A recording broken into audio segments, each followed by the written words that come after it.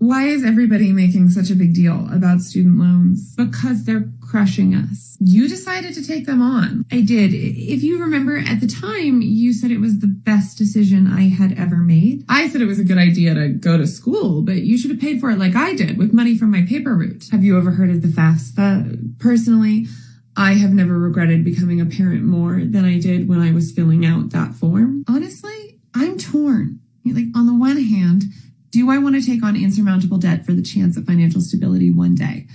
And on the other hand, does anything matter at all? I thought that was pretty good and actually really accurate.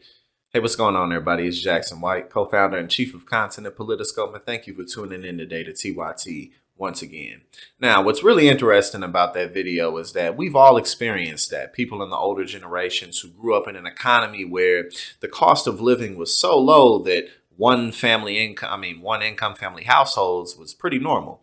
It wasn't uncommon for people to have stay-at-home wives and for entire families of four or more to be raised off of the salary of just the father as he went to work. And people paid for their schooling by, the paper route, like she said, or just from waitressing or doing the everyday type of jobs that we're all familiar with back when everything wasn't so expensive and there wasn't so much emphasis on campuses for facilities like state-of-the-art workout facilities and swimming pools and all those types of things that, drive up tuition along with the rest of the cost of living.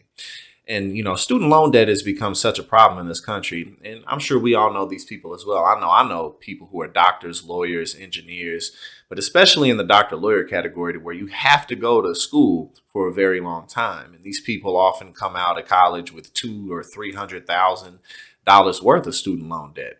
And keep in mind that pretty much everybody who pays their student loan debt, unless they just pay it off in a big chunk, often they're just paying that interest every single month. And people pretty much know, like, I'm never going to pay this off. So if you're a doctor or a lawyer and you're making maybe $100,000, $200,000, even $300,000 a year, sure, that's awesome money. That's great money. But if you also have $200,000 worth of student loan debt, plus just the general cost of living, if you want a nicer house and nicer cars, you're really just living an upper middle class life, whereas that money used to go so much further.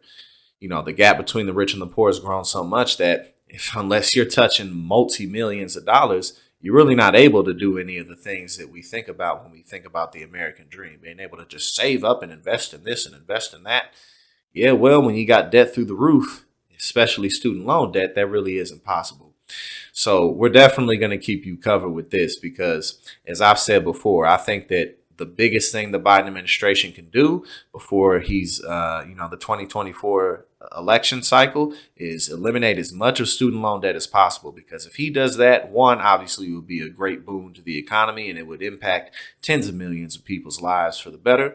But it also would make him a legend. It would make him very popular. And right now, the Democrats really need some type of a big win that the Republicans and the media can't take away from them if they want to keep the Republican fascists out of office. So we're definitely going to keep you covered with that, and let's keep on pushing Biden to do something about student loan debt.